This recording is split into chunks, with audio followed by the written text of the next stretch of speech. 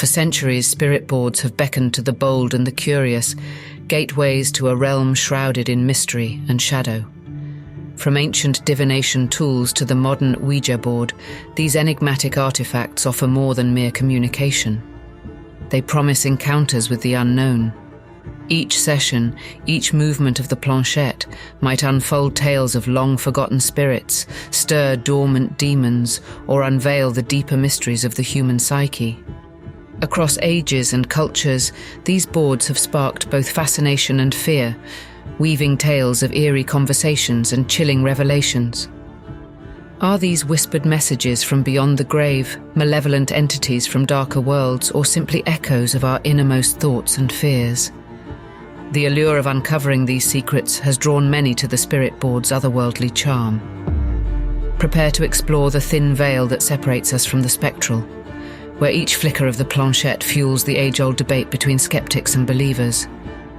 What lies beyond may not be for the faint of heart, but the truth awaits those daring enough to ask the questions and brave the answers.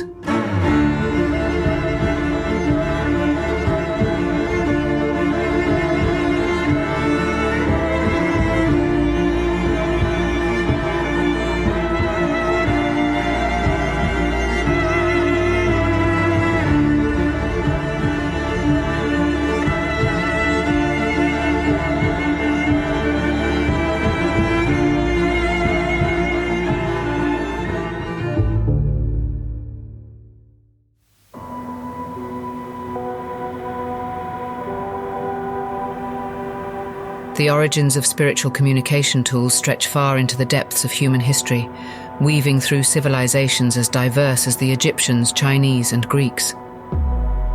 Each culture, in its own right, sought to bridge the gap between the earthly and the ethereal.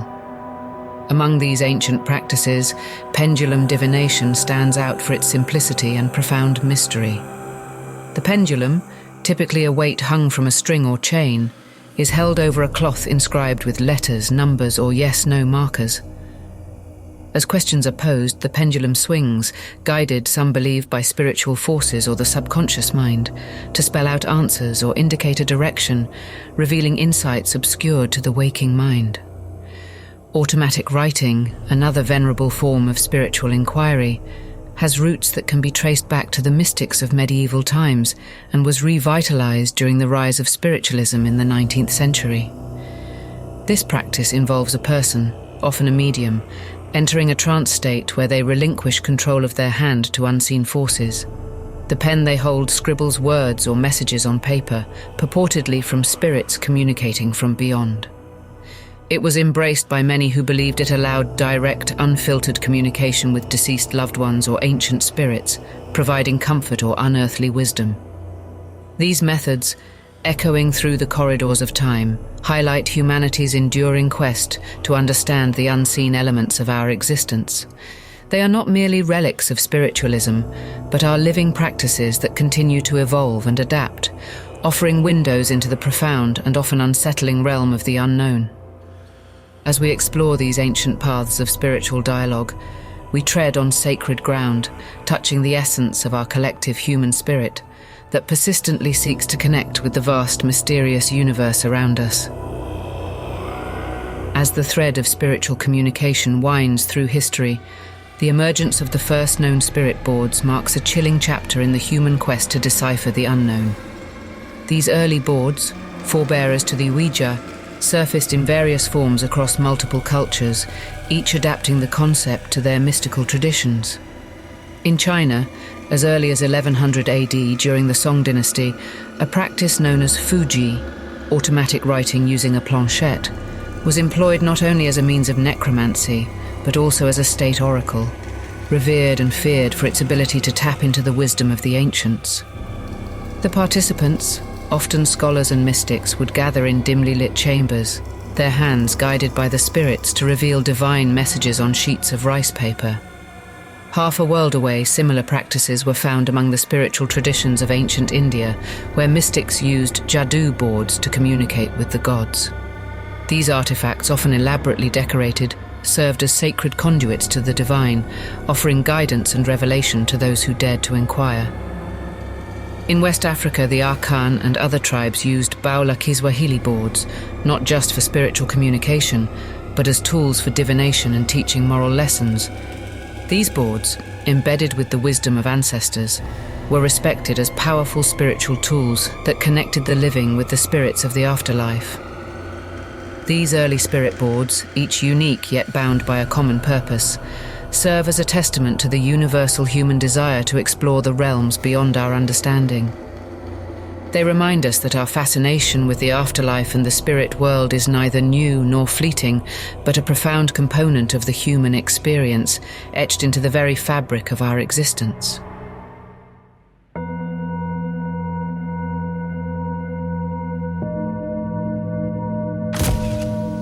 The tendrils of the spirit world, once a whispered secret in the dark corners of history, burst forth into the mainstream with the rise of the spiritualism movement in the 19th century. It began in 1848, in the quiet, seemingly unremarkable village of Hydesville, New York, with the Fox sisters, Margaret, Kate, and Leah, who claimed to communicate with the spirits of the deceased through a series of mysterious rappings. This phenomenon not only captured the imagination of their small community, but soon ignited a firestorm of spiritual fervour that spread across America and Europe. Spiritualism, marrying the mystical with the modern, profoundly influenced the social and cultural fabric of the time. It emerged as a beacon for those grappling with the rapid changes of the Industrial Revolution, providing comfort and a sense of control in an era of uncertainty. Not merely a fringe belief, it attracted intellectuals, scientists, and even prominent figures like Sir Arthur Conan Doyle and President Abraham Lincoln, who reportedly held séances in the White House during the tumult of the Civil War. The movement also championed progressive social reforms, particularly the rights of women. Many female mediums found voice and power through their roles as conduits to the spirit world, a rare opportunity to influence public discourse and assert their independence in a male-dominated society. The iconic image of a séance, participants gathered around a table, hands touching, eyes wide as the medium conjures spirits, became a cultural phenomenon, reflecting both the allure and the controversy of spiritualism. This era saw the birth of numerous spiritualist camps and societies, where believers could develop their mediumistic skills, study the metaphysical, and forge a community united by a shared fascination with the afterlife. Yet, as with all movements, spiritualism faced its share of skeptics and scandals. Accusations of fraud plagued many mediums, leading to public exposés and heated debates about the legitimacy of their claims. Despite this, the movement's impact on society endured, weaving its beliefs into the fabric of 19th century life and leaving a legacy that would influence spiritual practices for generations to come. Within the fervent embrace of the spiritualism movement, the spirit board found fertile ground to evolve. The late 19th century saw an explosion of these mystical tools, each variant promising a direct line to the otherworldly. One of the most significant figures in this development was Elijah Bond, who patented the first Ouija board in 1890. Bond's board, with its flat surface featuring letters, numbers, and simple words like yes and no, came equipped with a planchette, a heart-shaped piece of wood that glided across to spell out spirits' messages. But Bond was not alone in his endeavours. The craze swept across continents. And in Europe, the planchette itself, originally designed for automatic writing, was adapted into a board format by spiritualists who sought to streamline communication with the beyond. These boards varied from the elegant to the eerie, often customized with mystical symbols and images to enhance their connection to the spirit world. Across the Atlantic, in the smoke-filled parlours of Victorian England, famous mediums like the Fox sisters used these boards as essential tools in their séances, claiming to connect with historical figures and loved ones who had passed to the other side. Their sessions, often held under the scrutiny of both ardent believers and hardened skeptics, added layers of lore to the spirit board's enigmatic appeal. In the United States, the spiritualist camps such as Lily Dale in New York and Camp Chesterfield in Indiana became hubs for these practices. Here, the spirit board was both a sacred object for personal enlightenment and a public spectacle that drew crowds eager for a brush with the supernatural. This era also gave rise to stories that would embed themselves in the cultural consciousness. One tale tells of a grieving mother who, through a Ouija board, believed she was speaking with her son lost at sea. Another recounts the chilling sessions that led to predictions of personal and societal calamities, some of which terrifyingly came to pass. Through these stories and figures, the spirit board transcended its role as a mere tool, becoming a symbol of the thin and tremulous line between our world and the one that whispers just beyond our reach. As the sun set on the 19th century, these boards had firmly embedded themselves in the spiritual and cultural landscape, setting the stage for a century that would see them morph from novelties into icons of the paranormal world. In the shadowy folds of history, where grief and mystery intertwine, spirit boards emerged as poignant instruments for those left behind, yearning to bridge the vast chasm between life and death. At the heart of these boards' appeal was the profound human need to connect with loved ones who had passed beyond the veil, a desire that transcended all boundaries of doubt and disbelief. During the late 19th and early 20th centuries, these boards became sacred tools in séance rooms across America and Europe. They were more than mere wooden slabs. They were portals through which whispered voices from the past could be heard once more. In the dim glow of candlelight, families gathered, hearts heavy with loss, fingers lightly touching the planchette, waiting with bated breath for a sign, a word, a comfort from those they mourned. One notable account comes from the séances conducted by Pearl Curran, a St. Louis housewife who, through the use of a Ouija board in the early 1900s, claimed to channel the spirit of Patience Worth, a purported 17th century Englishwoman. Curran's experiences, which included dictating entire novels purportedly from Worth, captivated the nation and sparked debates about the authenticity and implications of such communications. In these sessions, participants often experienced a mix of fear and fascination as the planchette moved seemingly of its own accord, spelling out messages that, to many, could only be attributed to the supernatural. Skeptics and scientists proposed psychological explanations, such as the ideomotor effect, a muscular movement independent of conscious desires. But for believers, the evidence of the spirit's presence was palpable and often transformative. The boards offered solace, a rare comfort in the face of the ultimate unknown, death, making them essential in the rituals of those seeking closure and understanding. Whether driven by grief, curiosity, or the thrill of the unknown, users of spirit boards walked a delicate line between the world of the living and the echoes of the dead, in sessions that could soothe a grieving heart or chill the blood with foreboding messages. Thus, spirit boards carved their niche within the cultural tapestry of spiritualism, not only as tools of divination, but as vessels carrying the heavy cargo of human emotion and eternal hope. Through them, the silent voices of the past found expression in the world of the living, a reminder that perhaps in some form we remain connected across the inexorable divide of death.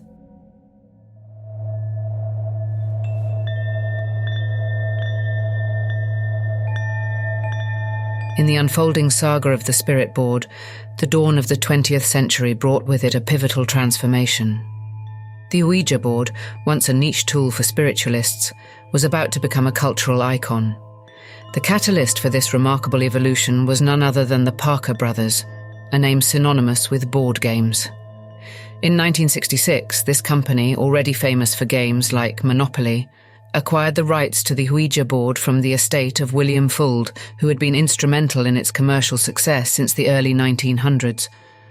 Fuld, having taken over from the original founders, including Elijah Bond and Charles Kennard, had turned the Ouija board into a profitable enterprise.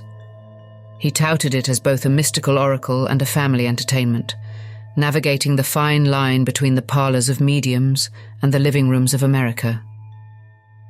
Under Fuld's stewardship, the board was marketed not just as a tool for contacting the dead, but as an intriguing game that could provide fun and mysterious insights at parties. When Parker brothers took the helm, they infused the Ouija board with a new level of mainstream appeal. They ramped up production and marketing, placing the board in toy stores and advertisements across America. The Ouija board was no longer just a spiritualist's medium. It had become a household name, a must-have at social gatherings and a portal to the paranormal that anyone could own. This transformation was met with both enthusiasm and unease. While many embraced the Ouija board as harmless fun, others viewed it with suspicion and fear, concerned about its origins and the doors it purportedly opened. Despite, or perhaps because of, these controversies, the Ouija board's popularity soared, embedding itself deeply in American culture as both a beloved toy and a source of spine-tingling tales. Thus, through the astute business maneuvers of Parker Brothers, the Ouija board transcended its roots, becoming a fixture in homes across the country, its mysterious allure undiminished, whispering of secrets from the beyond just waiting to be discovered. Following its acquisition by the Parker Brothers, the Ouija board's journey into the heart of American culture accelerated with an eerie momentum. By cleverly marketing the board as both a mystical oracle and a source of entertainment, the company tapped into a rich vein of public curiosity and fear, fueling a nationwide fascination. The commercialization of the Ouija board was a masterstroke of marketing genius. It was positioned not just as a game, but as an experience, a gateway to the unknown that was shrouded in the allure of the paranormal. Throughout the 20th century, advertisements painted it as a blend of mystical ritual and family-friendly activity, a way to contact the other side from the comfort of one's living room. In homes across the country, these boards were pulled out during gatherings where participants, often giggling with a mix of skepticism and nervous anticipation, would place their fingers lightly on the planchette and watch in awe or disbelief as it moved across the board. The responses, sometimes nonsensical, occasionally profound and frequently chilling, were whispered about in the light of day and pondered in the solitude of the night. But the board's spread was not without its detractors.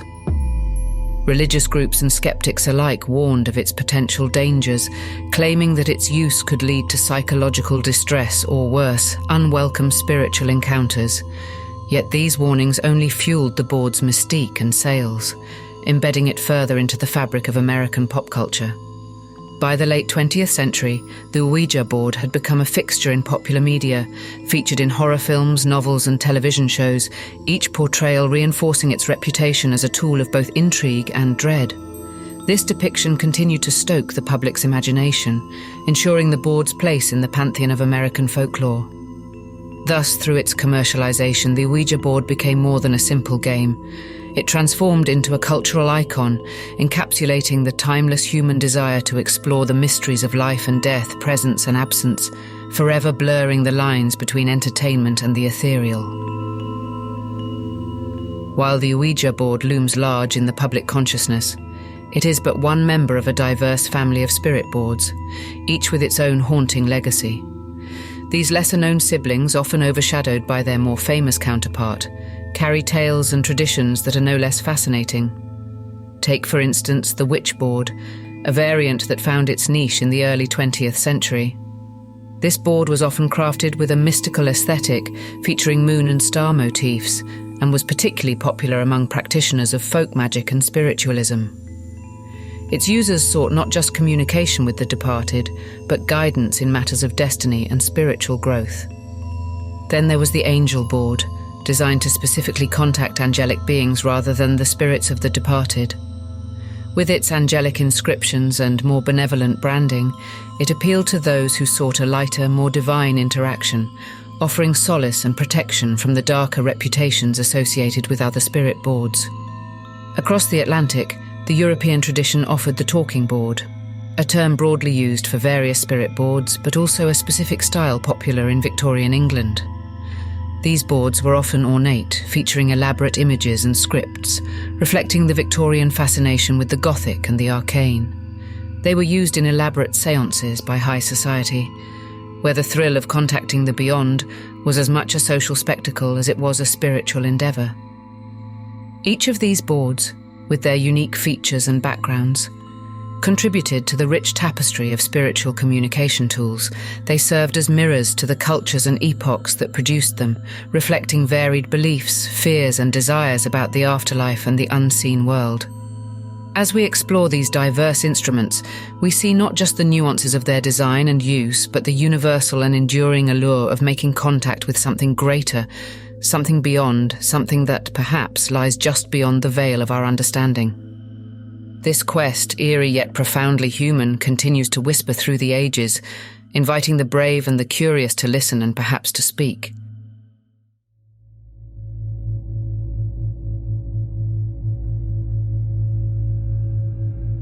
While spirit boards had woven themselves into the fabric of spiritual and cultural life for decades, their image underwent a dramatic and dark transformation with the release of The Exorcist in 1973.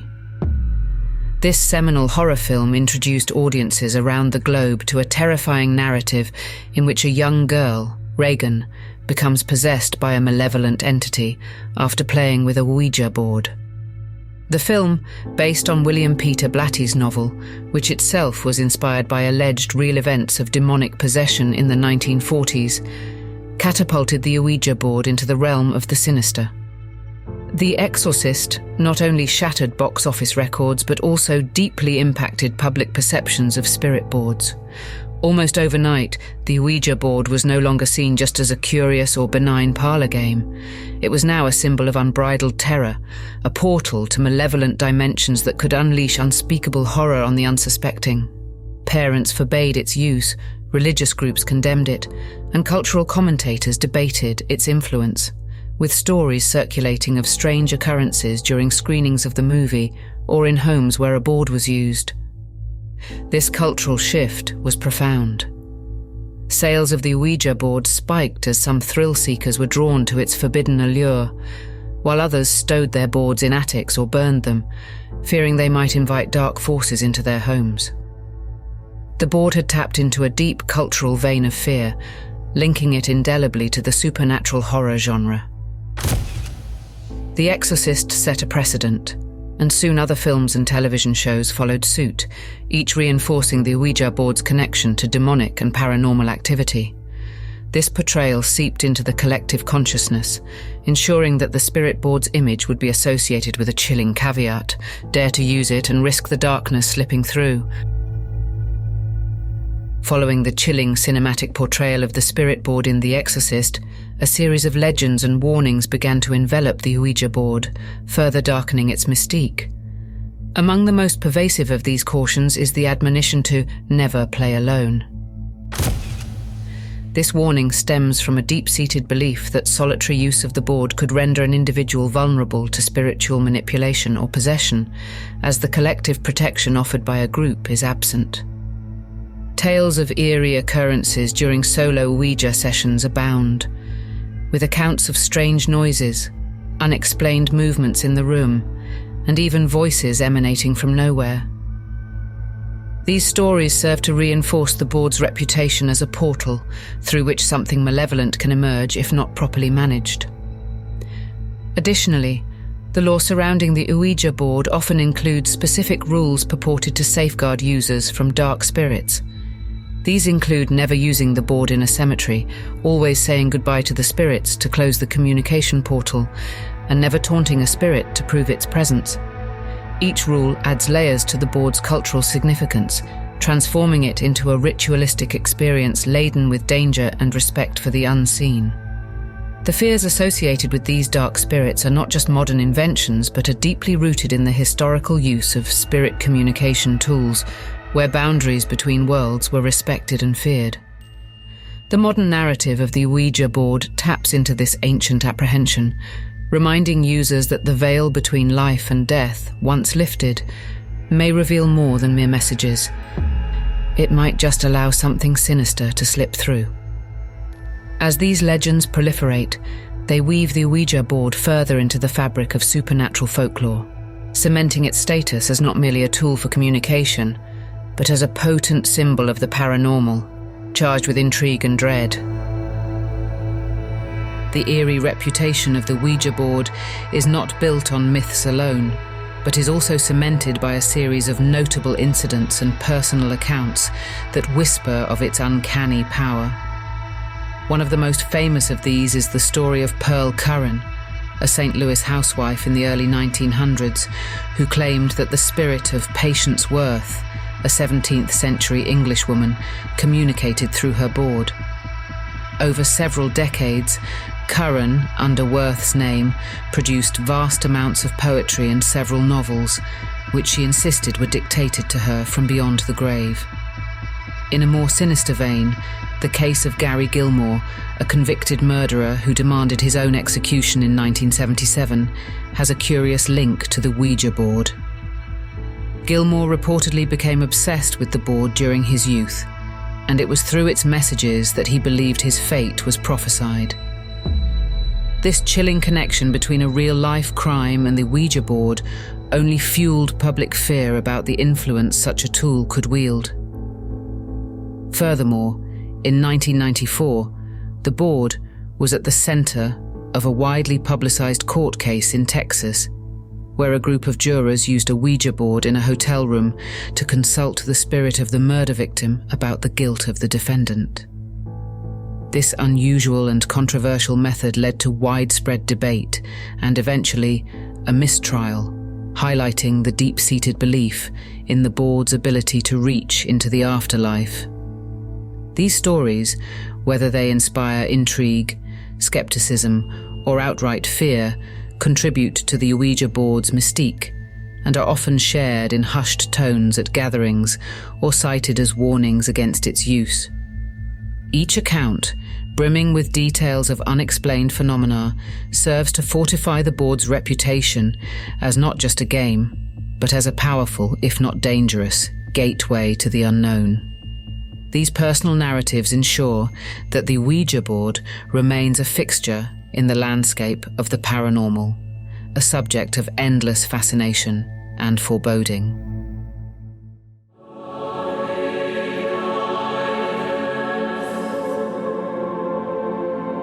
As we peel back the layers of chilling tales and eerie whispers that surround the Ouija board, a fundamental question emerges. How does it work? Are the messages spelled out under the guidance of spirits, summoned from the depths of the beyond? Or are demons playing tricks with the living? Could some otherworldly force of nature be manipulating the planchette? Or is there a more scientific explanation at hand? A scientific explanation as intriguing as any ghost story, the ideomotor effect. This psychological phenomenon occurs when a person's expectations, thoughts, or subconscious beliefs cause them to make motions unconsciously. In the context of the Ouija board, users' fingers rest lightly upon the planchette, which then moves across the board to spell out words. Often, the individuals are not aware that they are the ones driving the planchette, as their minute, involuntary movements respond to the questions posed. The ideomotor effect was first described in detail by scientist William Benjamin Carpenter in 1852, a discovery that provided a rational basis for debunking not only spirit boards but also dowsing rods and pendulums, tools similarly reliant on subtle physical movements driven by the user's unconscious minds. Despite these scientific insights, the eerie atmosphere of a Ouija session can make the movements feel as if they are indeed orchestrated by supernatural forces. Intriguingly, experiments with spirit boards where participants are blindfolded result in nothing more than gibberish, suggesting that the board's power may not stem from the supernatural. This curious observation has led researchers to explore the workings of the human mind in search of answers, uncovering the psychological underpinnings that drive the board's mysterious movements. This understanding does not detract from the board's allure. Instead, it adds a layer of depth to the mystery. Why do our subconscious minds sometimes tell stories or reveal thoughts that our conscious minds would not? How do deeply held fears or unspoken desires come to surface in the dimly lit ambience where Ouija boards come to life? Exploring these questions brings us closer to understanding not just the mechanics of the spirit board, but also the complex workings of the human psyche, straddling the line between science and the supernatural, between skepticism and belief. In this light, the Ouija board serves as a fascinating mirror, reflecting our own inner worlds as much as any spectral presence. Delving deeper into the enigmatic mechanics of the Ouija board, we find not only a scientific explanation, but a psychological one. Beyond the ideomotor effect, the board may act as a potent tool for unveiling the hidden recesses of our own minds. It provides a unique lens through which we can view the shadowy corners of the subconscious, where unspoken desires, fears, and memories reside. Psychologists suggest that the Ouija board might function as a kind of psychological release valve, allowing individuals to express thoughts and feelings that, in everyday life, remain buried. As fingers move the planchette, the barrier between the conscious and subconscious thins. What emerges can sometimes seem otherworldly. It is not just words or answers that are revealed, but a rare glimpse into the user's inner psyche. This perspective is supported by observations of sessions where participants, consciously or not, reveal truths or secrets they have not voiced aloud. It might be a name, a date, or a detail that no one at the board was thought to know consciously, yet which resurfaces from the depths of collective subconscious interaction. Such insights into the psychological functions of the Ouija board highlight its dual nature as both a source of paranormal fascination and a powerful tool for self-exploration. The board's eerie effectiveness in drawing out such personal information adds another layer to its mystique, challenging us to question where the line truly lies between the supernatural and the psychological realms. While science and psychology provide one lens through which to view the Ouija board, the curtain of the supernatural still billows intriguingly in the background. Across cultures and ages, many maintain that these boards indeed serve as conduits to the spiritual realm, allowing direct communication with ghosts and other non-corporeal entities.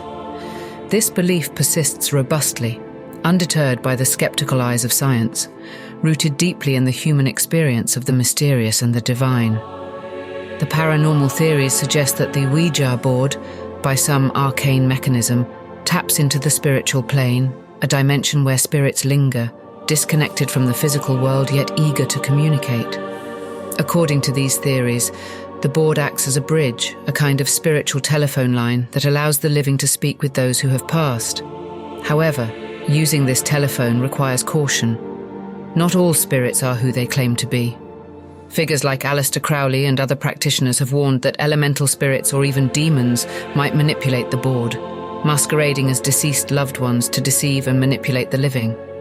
Practitioners often report experiences that seem to defy logical explanations, such as accurate messages from deceased loved ones, or revelations about past events unknown to the user. Yet alongside these are tales of darker encounters where the nature of the spirit was questioned only after deception became apparent. These encounters are often described with a chilling clarity, imbuing the Ouija board with a gravitas that goes beyond mere play. Tales of uncanny accuracy in the messages received, of warnings delivered and heeded, and of comfort given to the grieving swirl around the board's use, keeping the flame of belief in its powers alive. This spectral aspect of the Ouija board invites those who use it to consider the possibilities of a world beyond the visible, a realm where the echoes of the past remain alive in more than memory alone. It challenges the boundaries of our understanding and asks us to consider what might lie on the other side of the veil of death, suggesting that perhaps in some form the spirits do remain with us, whispering into the ears of the living through the medium of the board. But caution remains paramount, for the line is thin and easily crossed, and not all who whisper through the veil wish us well. In the shadowy realm of the paranormal and spiritual, the truth is often a tapestry woven from many threads.